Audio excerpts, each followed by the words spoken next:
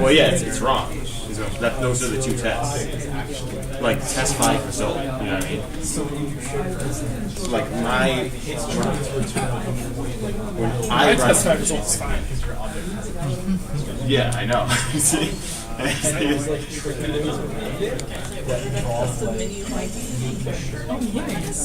Where'd you get?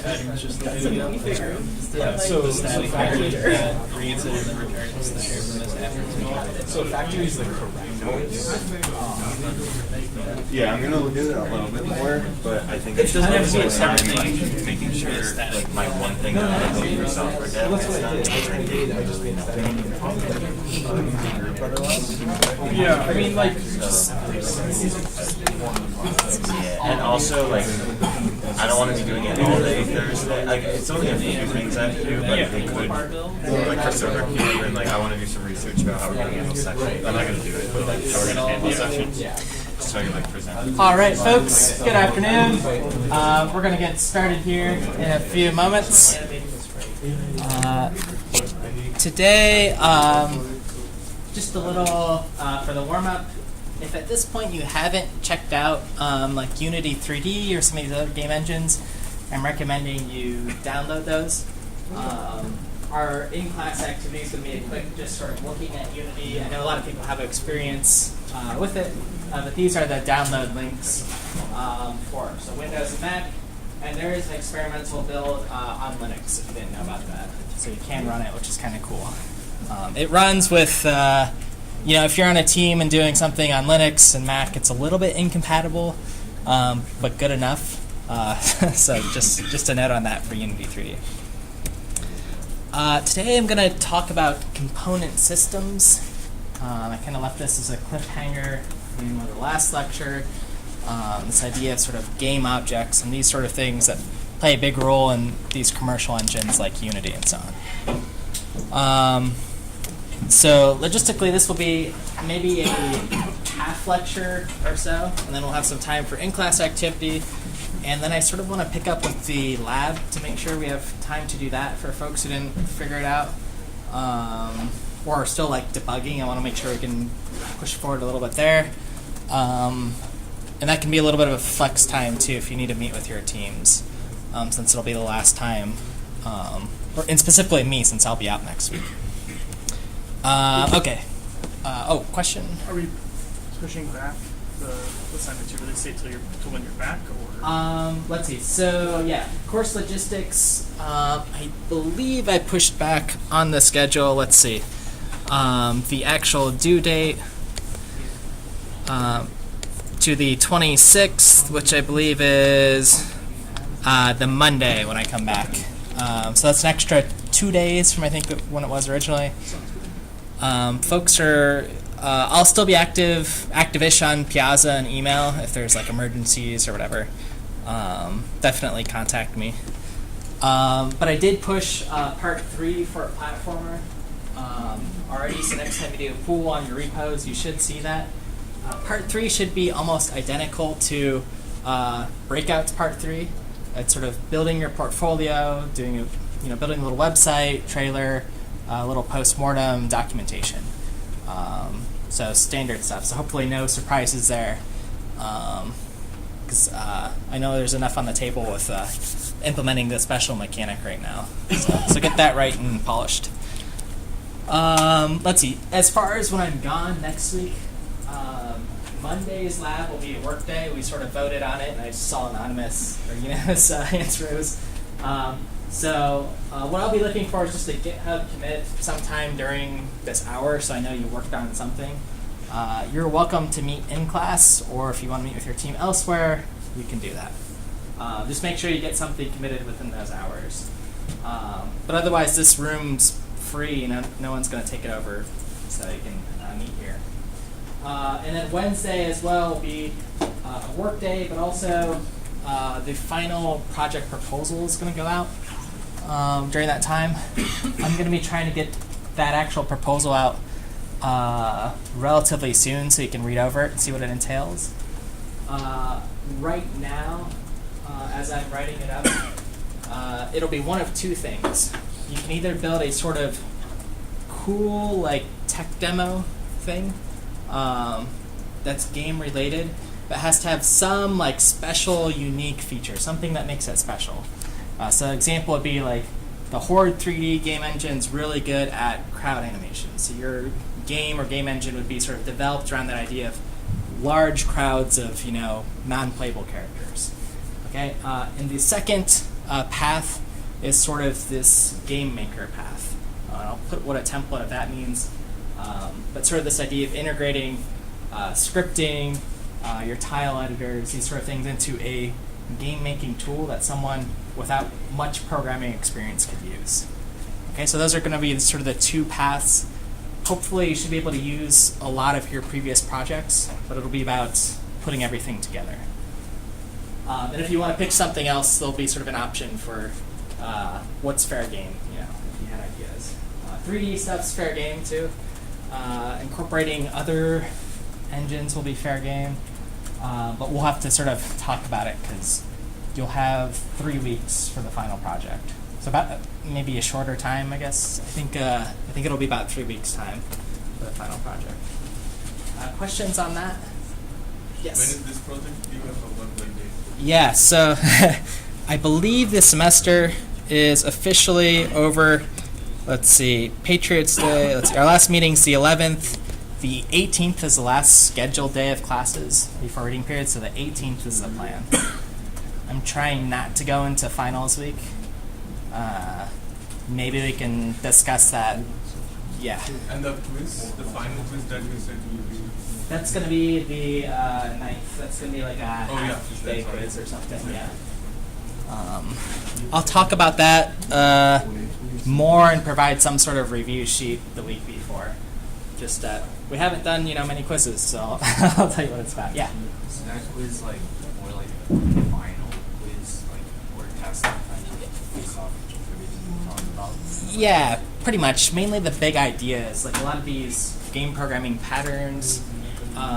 It's going to be mostly short answer based, which I want to sort of see how you think about solving challenges in game design or in game engine design. So things like the patterns are good to know what's going on. The labs, like what the key takeaway, like what's a resource manager? Why do we use it? Or why would we use a scripting engine rather than coding things in C++? So there'll be a lot of like these sort of thought questions. My sort of philosophy with quizzes and stuff and teaching is that after you take this quiz, I grade it, give it back to you, and that's sort of your study guide a year from now when you say, what did I learn in this class? And you look at sort of the final, and that's the goal. So, other questions on course logistics? I will give some more heads up on that or a review sheet posted around here. Okay. Okay, and that should be it. Okay. Okay, so moving on. Last lecture we talked about gameplay systems. So this is the idea that gameplay is really the most important part of a game. Even if we spend all this time building game engines, you want to build a game that's fun at the end of the day. So we talked about sort of organizing our components, whether they're static or dynamic, and looked at sort of some screenshots of that, or sometimes these hybrid components that change or don't change during the game. How worlds are sort of broken into chunks or levels. A lot of that was just because of technology and sort of dividing things up, but now we have these chunks to organize things. And then the game programming pattern we talked about was this type object pattern. This idea of creating new classes or new breeds of dragons, trolls, and these things, moving to a more data-oriented design. Okay? So that was last lecture. This lecture, we're moving into component systems. This is something that really touches, if we look at this is our sort of course chart, many of the game components, but also the core systems.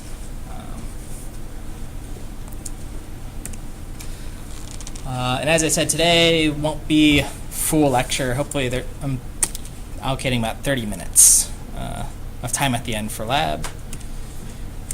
Okay. Component systems. This is our game programming pattern. As it's defined, its component design pattern is it allows a single entity to span multiple domains without coupling the domains together. Okay, we can think of domain here as a class or a struct. And I say, okay, that definition seems pretty reasonable, not as convoluted as some of the other ones. And here's the usage scenario that was given from the game programming book, actually. I'll make it a little dimmer.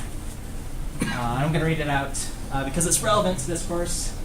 Let's say we're building a platformer. Aha, we are. Okay. So the Italian plumber demographic is covered. So we're going to have this Danish baker, Bjorn. It stands to reason that we'll have a class representing our friendly pastry chef. So class for Bjorn. It will contain everything he does in the game. Okay, so we're going to have this big class for Bjorn that controls everything. So we go on to say, since the player controls him, our baker, that means reading controller input and translating that input into motion. And of course, he needs to interact with the level. So some physics and collisions go in there, so it's sounding like our platformer. Once that's done, he's got to show up on the screen. So we've got to render him, toss in some animation, rendering, and he'll probably play some sounds too. Okay, so this is our sort of main character class.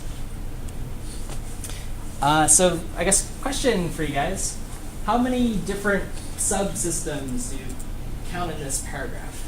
How many different ways could you divide that up?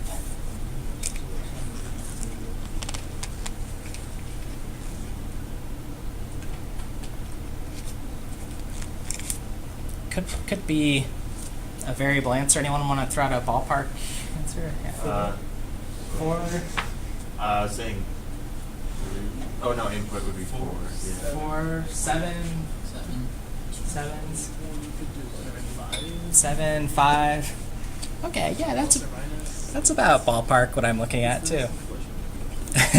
Yeah, physics and collision. There might be some discrepancy. As long as you said more than one, I'm happy. So everyone said more than one. And I've sort of underlined what I saw here. You guys mentioned input, translating that input into motion. That could be some transformation class. Physics and collision. Yeah, these could get divided into many ways, but at least one there. Showing up on the screen, that's sort of rendering. Animation could be a separate class, and sound definitely. Yeah. What interaction with the level also be a subsystem? Yeah, so the actual world itself, right? That could be a subsystem, whether it's these chunks or if it's like a tile editor or something. Yeah, so another one. Yeah. Yep. Doesn't animation rendering come up, like they have a little bit of gray area? Yeah, this could definitely be a gray area too, right? Depending on what this class looks like, whether it's 2D or 3D or something that's sort of dynamic or physics based. Yeah. Even if it's just sprites, you could still divide that into its own class that just takes care of picking some data from some sprite sheet. Yeah. And some of you guys might have organized it in this way, so I think this is a highly relevant problem. So here's sort of the problem. We have these multiple subsystems in this sort of large player class here. I counted at least 6. I think the world should be there, so at least 7. So folks who said 7 will say that's correct. And I think we can agree this might get a little bit out of control. This is just our one player class with all these different systems working together. So the problem is, again, this idea of coupling. So when there's lots of systems that depend on each other, that's what coupling is. So another example, I've got this code. So if I'm colliding with the floor and I'm checking the render state so my character is not invisible, play a sound that I hit the floor. So how many systems do we see here? 3. Yep, you got it. So 3. Collision first, rendering, and sound. So 3, at least 3. Because colliding with the floor, maybe, as you mentioned, that's something with the world or whatever. Okay. So it's possible that this piece of code works fine. In fact, for our breakout games, we probably had some code that looked like that. That was a little bit coupled, so that's okay. The trouble is, though, if you're in a really big team, say 100-person team, which isn't unreasonable, to write this piece of code, you have to know about the collision and physics system, the rendering system, and the sound systems. All three of those things. And they're constantly changing, right, as you're developing this game. So that makes it a little tricky. Okay, so possible solutions to coupling. Like all things sort of encourage an object-oriented program. Things are tightly coupled and we get big classes. Well, we try to break them up into smaller chunks. Okay, this idea of good modular programming. And if we do a good job, there's very specific boundaries, right? Physics stuff only does physics things, sound only does sound, and so on. Our player class only knows there's a baker named Bjorn, right? Okay, and that's called decoupling. So the opposite of coupling. So that is, these 6 or 7 subsystems are all going to be their own class. Input class, transform class, your rigid body class for physics, animation class, render class, and sound class, and so on.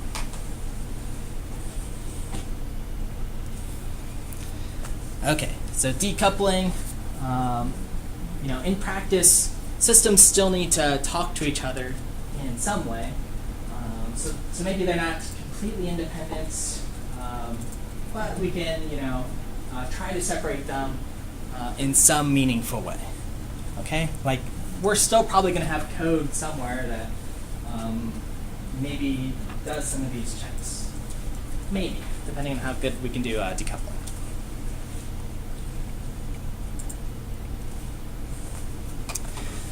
Okay, so one way we can decouple is we can sort of abstract and have this sort of game object class. So this is our sort of Bjorn, our baker here. Okay, so we can separate these into different classes where we have game objects that are just a zone, so some physical thing I can collide with. Maybe some decoration that just gets rendered. So this would be like a tree in the background, something that we're just drawing the sky. We don't need to collide with it, right? It's just there for decoration. But they're all game objects. And we can even think about maybe how we separate these game objects based on our previous lecture, whether they're static or dynamic, and start making some of these decisions. The problem, though, is if we sort of decouple in this way through this sort of inheritance structure is, what happens if I add in some sort of prop that has collisions? So prop is a decoration, but I can collide with it. But I also need to render this. But all of a sudden now my game object has rendering here for the decoration, rendering here for this prop. So if our rendering subsystem here gets duplicated, right? We've looked at this sort of diamond inheritance problem. So we want to see if we can do something better than just these sort of massive inheritance structures. You'll notice that's sort of a theme in this class that keeps coming up with our type object pattern as well. Okay, so here's the component pattern. Here's the example class. So this was our large monolithic Bjorn the Baker class. There's a constructor at the top that sets his x, y, and his velocity for how fast he moves. These are those member variables, velocity, x and y. Some sprites to draw. And one member function called update. So this kind of constantly gets called in our loop. And Bjorn interacts with the world and some graphics system.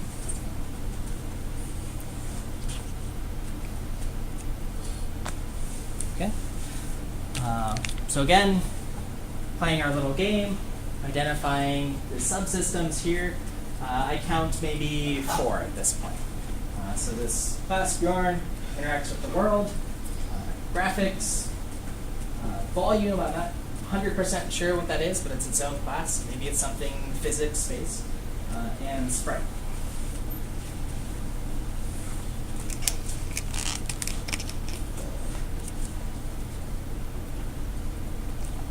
Okay, so we'll investigate. And if we actually look inside that update method, so if I'm in my update code,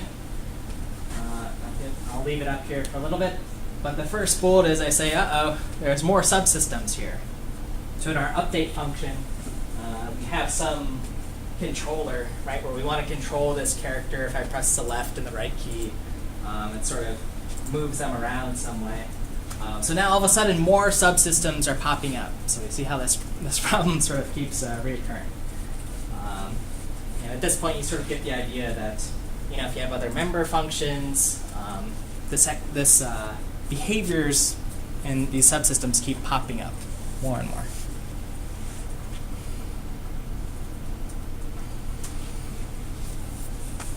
Okay, so a solution to this problem is to sort of abstract out this controller information into its own input class. And we kind of know that one. We've looked at input managers before, so maybe we've got this one all set to go. But it's almost literally a direct copy and paste of this logic here in our update function. Take all the controller functionality, go to an input component class here. And the only thing that we need in this input component class is a reference to our character, Bjorn. Okay, so if we want to use this component, we pass in our character, Bjorn, and pressing the left and the right key will change his velocity, move left or right. Everyone comfortable with that so far? Okay, so we're starting to solve our problem, breaking things into components, separate classes. And this is, avoiding inheritance again, right? So here's our input.update, and we've got an input component here. Okay, so we have this. Our Bjorn class has a relationship. So Bjorn has a input component. The input will be updated every time this is called. Okay, so a little bit cleaner. What do you guys think we're going to do next? Abstract more? Probably, yeah. You guys got it. Okay, so yep, we repeat the process. I've sort of identified in this update a chunk of code that has to do with calling it the physics component or removing its velocity in the world. So we create another class called physics component. Takes a reference to Bjorn and anything else we need, the world, and updates this character's velocity, as well as resolves any collision sets in place.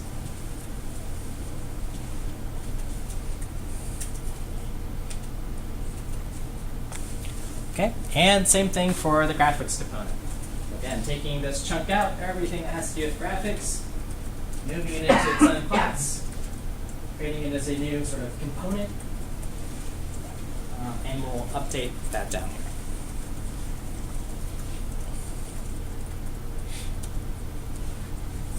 Okay, so here's what we're left with in our class. I'll give you a moment to admire the sort of, only this many lines of code versus this many here, which I can barely stretch to see. So our update function is simply just updating each of the individual components here in our class. Now I'd argue this is much cleaner or nicer to look at. If I'm just sort of looking through this code base and trying to figure out what's going on. There's some input, we update it based on this object, this current instance. Physics do the same thing, and graphics as well. Okay, so Bjorn's got 3 components, and they're completely decoupled from each other. Or for the most part, they're decoupled. And I say for the most part, they're decoupled because there is still some shared state, meaning Bjorn has his velocity, his position x in the world, and his position y, which might be useful to, say, the graphics system, where to draw this character, in the physics system, how to calculate physics. Okay? So having this sort of shared state in this class, the x, y, and velocity, is sort of how these components are going to talk to each other. Right? So if I input, press the left key, and that adjusts my x position, physics should know where in x I am in graphics as well. And I sort of said, it's unclear which of these components really needs to own x, y, or velocity, so I'm going to leave them shared. What do you guys think so far? Okay?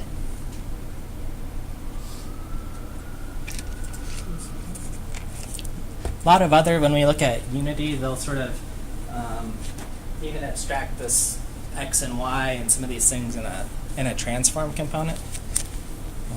So that might be another option.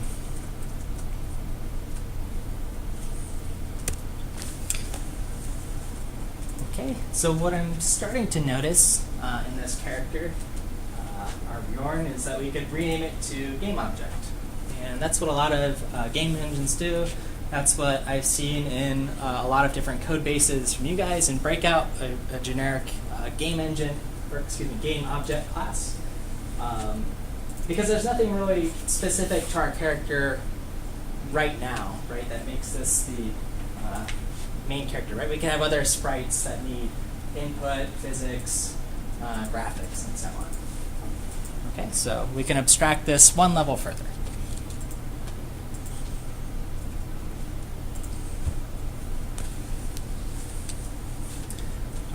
And if we want, which we will do, we can abstract these components more. Because maybe our main character, our Bjorn, has a special graphics component. Right? As we're implementing our platformers, if your special sort of mechanic has something to do with graphics for only the main character, or it's the main character so they have to render and have some special effect, maybe we abstract this graphics component out a little bit.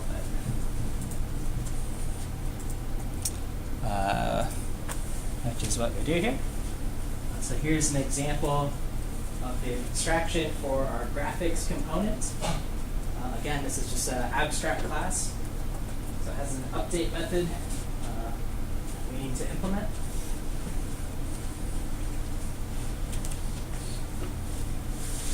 And this is the case where it's okay to start using some inheritance for specialization. Okay, so our graphics component we're inheriting from for specifically Bjorn's graphics component. Okay, and then that can be read into the game object. Because this is, right, the one-off case for the main character, so specialization's okay. Right, and again, we saw this same pattern with our sort of type object pattern, right, where we said, well, what if there's like a boss at the end of the game that we want to specialize? Yeah, okay, that's a one-off case. That's fine. In my opinion, that's fine.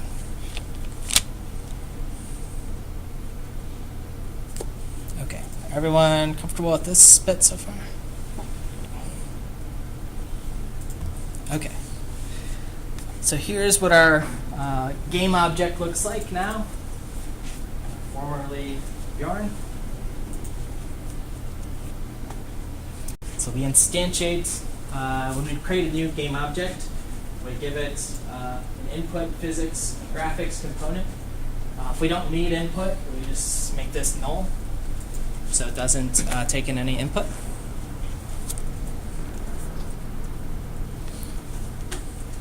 Our update just calls these systems in order.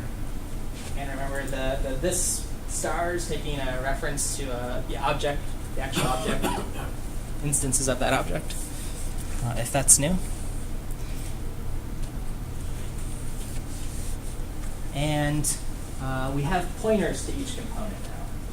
Okay, so we need pointers here so I can make my special Bjorn graphics component, right, and send a pointer to that actual component. Does that make sense?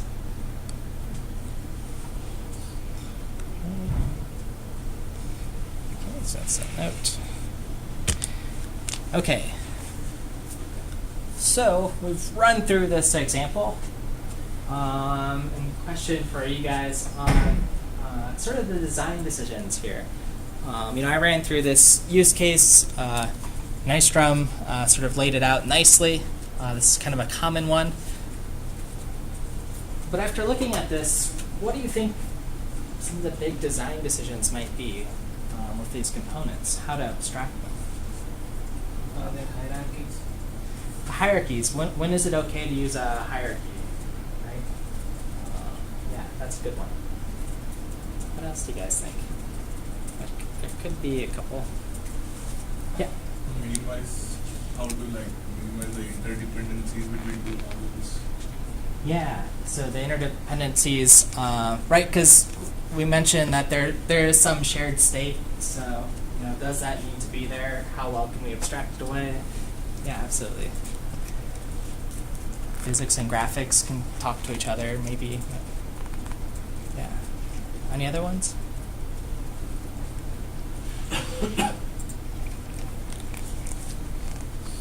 Let's see. So a couple that come to mind is, what components do you need in the first place? So, do you need a separate physics one and a collision one, and collision system that handles physics perfectly, or one that just sort of approximates it? So just figuring out what components you need might take some time. How do objects get their components? Meaning, does every game object just sort of have, does every object in your game need to handle input? Or should that be something that's optional? So that's something to think about. And then how do objects communicate with each other? So this is going to your guys' points about the sort of interdependencies and the hierarchy, and thinking about state.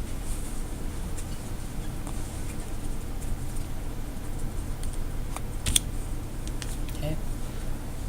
So on the design decisions, what components do you need?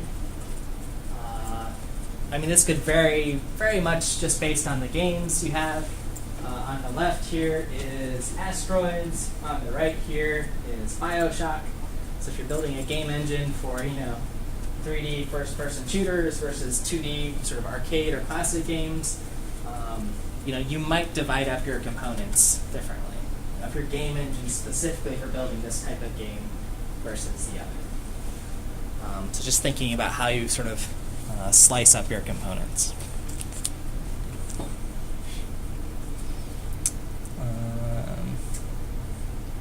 Okay. And thinking about how does the object get its components. Okay, so as I mentioned in our example for the GameObject class, we always have input, physics, and graphics, which is nice. You sort of get those three things for free. Sort of said you don't need to wire anything up. You just instantiate a game object and sort of plug in components as you need. The trade-off, though, is you can't reconfigure that object. So if it doesn't need something, or if it does need something later, if you decide, yes, every character needs a sound component, then everything in your game objects have sound, right? So proposed alternative is to build a system where you can add components to your game object, sort of arbitrarily. And the idea is no different than what we've sort of explored before, is you have an abstract game component class, which has physics, input, graphics, and sort of your concrete classes. But then you have some vector of game components that you just sort of add to. Right? You say vector, whatever we want to call this, my components dot pushback physics system dot pushback input pushback graphics. Okay? And then you have a loop that says for all my components, call the update method, call the render method or whatever. If input doesn't have render, then it does nothing. But that's sort of how it could be implemented.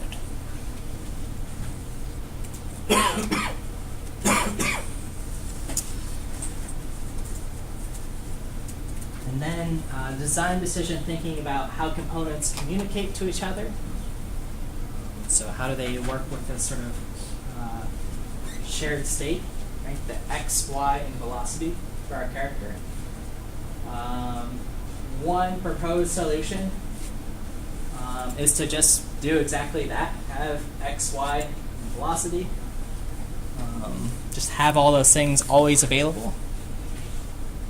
And then we just have to pay attention to what order I call those update methods.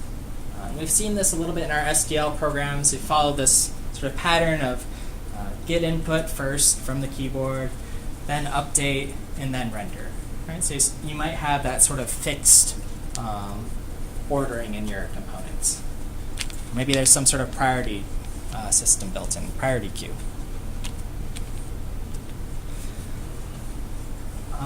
This goes to the point earlier too, thinking, sort of connecting some of the other design decisions is maybe the other solutions to have your components refer to each other. So this is in the graphics component. You can take in a reference to some physics component. Okay, so a pointer to it, and then in the update method, it updates the graphics. And it has the physics information.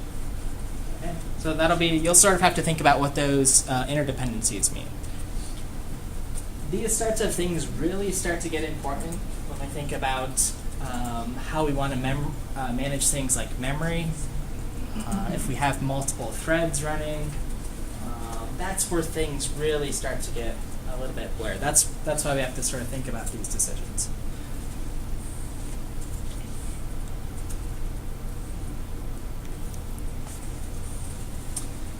A third sort of solution with communication is to build sort of a messaging system within these components so that they can send and receive messages. To only update some system if it receives some message. This is almost like how a server would work, right? You send some message, it gets pushed into some queue, and your game objects are sort of listening and saying, hey, is this message for me? If they get a message, they do something with their components. Okay? And the information could be anything. An example I sort of thought about was sending a message from a physics system to the sound system when two objects collide. So two objects collide, then send some message to some system elsewhere saying, hey, Bjorn collided with a brick wall, so play a brick wall sound. Okay, makes sense on some of those design decisions? Great. Okay, so when to use this pattern, again, just as a sort of recap, is if you have a class, these sort of monster classes that are growing very large, and you want to decouple them from each other, right? Make your code base more manageable. So that's up to points 1 and 2.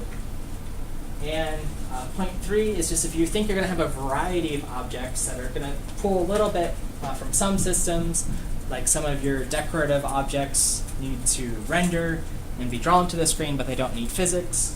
While you do have other objects like props that do need to collide and be rendered. And you want that flexibility to just sort of pick and choose components. That's when you want to use this pattern.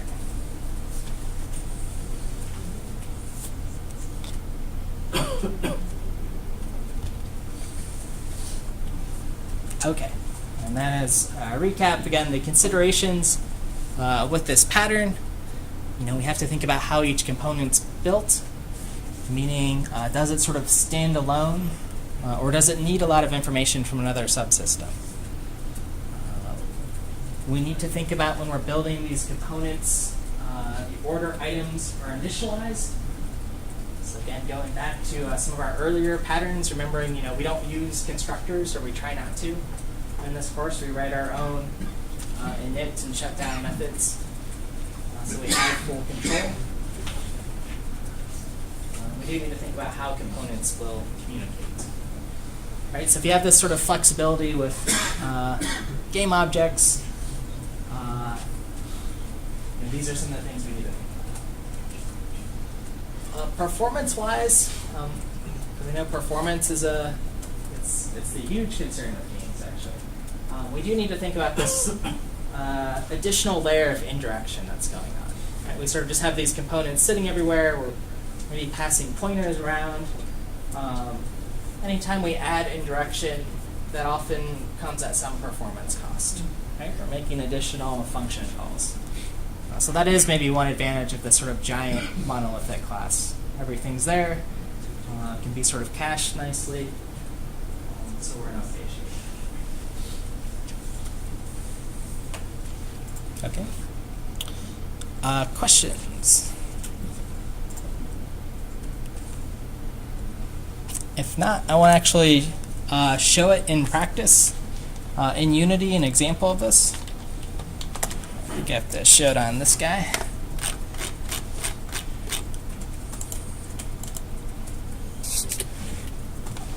So here's a video that's going to sort of show in their editor what game objects look like. And then I'm going to show it again in code, just so you can see how it's used. So this is Unity 3D. Are the items that make up your Unity scenes. Everything within a scene is considered a game object, and these objects are made up of a number of components.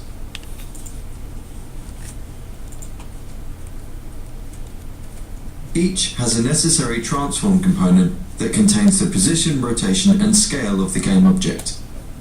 Components can be added using the Add Component button at the bottom of the inspector, or by using the Component top menu.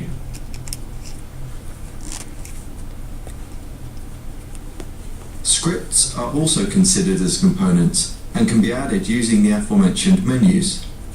They're adding scripts. These are all components down They there. can also be created and added using the Add Component button.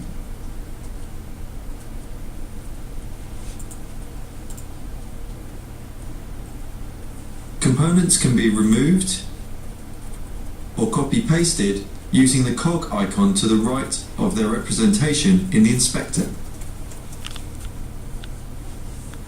You can then select another object and paste them by clicking on the same cog.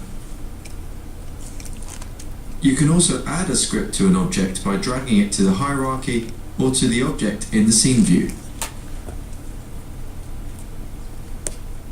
And you can even drag and drop to empty space in the inspector in order to add a script as a component.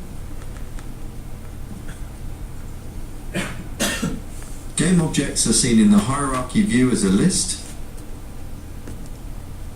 with a hierarchy of parent-child relationships demonstrated by arrows to the left of their name. The hierarchy is a list of all the game objects in the scene, and as such, everything that you see in the scene view is also listed in the hierarchy. And when selecting a game object in either view, it's selected in both. Okay, very nice. Okay, so there's game objects sort of in the editor that we can see. And I want to show, so in a script, what they sort of look like. In Unity, So they're going to show, oops, let's make sure, 1080 is as high as it goes. Okay, so they're going to show these sort of Git components and so on, and these are the individual components of the class. Okay, so this idea of how you're just sort of arbitrarily able to add these in code. script is considered as a custom component, and often you'll need to access other scripts attached to the same game object or even on other game objects. You can access other scripts and components using getComponent. In this example, both another script and yet another script both have public variables within them. We'd like to be able to affect those variables in our using other components script. We have three variables here, one to store another game object, and two to store references to the other scripts. Note that the references to the other scripts are simply variables whose type is the name of the script. This is because what we're actually referencing is an instance of the class defined in the script. For more information, see the lesson on classes linked below this lesson. In the awake function, we initialize our variables. The getComponent function uses a slightly different style of call to what we're used to. We use a pair of angle brackets before the normal brackets. These angle brackets are for taking a type as a parameter. In our case, the type will be another script. We can also call getComponent to address components on other game objects that we have references to, like other game object. GetComponent will return a reference to any component of the type specified on the game object it's called upon. So in this example, I'm addressing my another script, which is on the same object as using other components, my main script. So I can say getComponent and address the player score directly. But if I want to address the number of player deaths, I'll use other GameObject.getComponent to address the other script on the cube. That way I can affect the number of player deaths directly. Whilst getComponent is most commonly used for accessing other scripts, it can also be used to access other components that are not exposed by the API. For example, the collider that you normally access by typing collider is a non-specific collider. A sphere collider has different properties to a box collider, for example. And if you want to access these properties in scripts, you can do so by using getComponent. For example, I can address the box collider on the other game object by saying boxcol is equal to other GameObject.getComponent box collider. I can then use my boxcol variable to address any of the parameters on that component on the other game object. So for example, I can address the size and set it to 3 when the scene starts. Okay, so there it is. Probably the most important part of the video, right about here. He sort of talks about this trade-off with, well, this idea of what are your components, sphere gliders, box gliders, how he adds them in, and then how we talk to components. Okay, so that kind of sums it up. Yeah? How does Unity do that, like, parameterized get component of, like, the type, and then return you that type? Is it doing, like, fancy casting stuff behind the scenes to determine which one's which, or? Yeah, let me sort of look at this carefully before I give an answer. I think, let's see, what do I want to say? Yeah, so this is telling like the sort of type. So C#'s a little bit nice. This is sort of my guess on the record, I guess. C# can do what's called reflection, which means it can basically look at code as it's running and figure out what the type information is. We don't have that sort of flexibility easily in C++. People are like talking about it now, but that's how it's like figuring out, hey, this component like belongs to me and is mine, or where to find it. Yeah, that's a good question. Let's try to answer it further. Oops. So for this particular lecture, sort of the clever component stuff, this gentleman, Vittorio Romeo, I've met him, he's a very smart guy. He gives about an hour talk, and it's like a tutorial on building component systems. So he's one of these C++ experts. He's probably your guy's age and has been giving these talks for like 5 or 6 years, which is awesome. But he talks a little bit about how to sort of organize these component systems, how to make them memory efficient, the sort of trade-offs, and how to sort of do some of these tricks that you're referring to, Trevor, is like, how do I find this component? Do all these components just sort of live in a giant array somewhere and I get like a reference to them, and different strategies for that, which is kind of cool. So I recommend this talk before you implement this system. If you're thinking about this for your platformer, it's maybe doable to do something like this, but for your final project, for sure. Oh, actually, on this slide, he talked about the mega array with all these like sort of components here. versus one array per type, and sort of getting references to, hey, this is my component. Okay, before we do the in-class activity, so those additional resources are on the website here. Vittorio's is on that slide. Vittorio's actual talk is here. There's this other gentleman, Randy, I spelled it wrong, Randy Gould. He's got a few talks on YouTube, but he's also got this sort of component-based design, is it good or bad? And he goes on this nice long rant of saying, components right now are sort of like the hot thing. Everyone says, you got to build a component design system. This is sort of like what we teach and so on. But everything in computer science has a trade-off, right? So he sort of talks about, like, is there something better? Performance-wise, there certainly is, right? There's a little expense to doing these systems. So he sort of shows how you can implement one of these systems really efficiently. He's got a GitHub, but he talks about it through his posts. And he's sort of trashing this, hey, component, I won't say trashing, but he's sort of being the devil's advocate saying, hey, everyone's just saying this is good. Because everyone heard it was good, they're just using it without really thinking about it. So I will say for our projects, component system, very good. He's sort of talking about some other problems that come up with like these really high-powered engines and multi-threading and stuff. It's a really interesting post there. And he's got two. So one is component-based design, is it good or bad?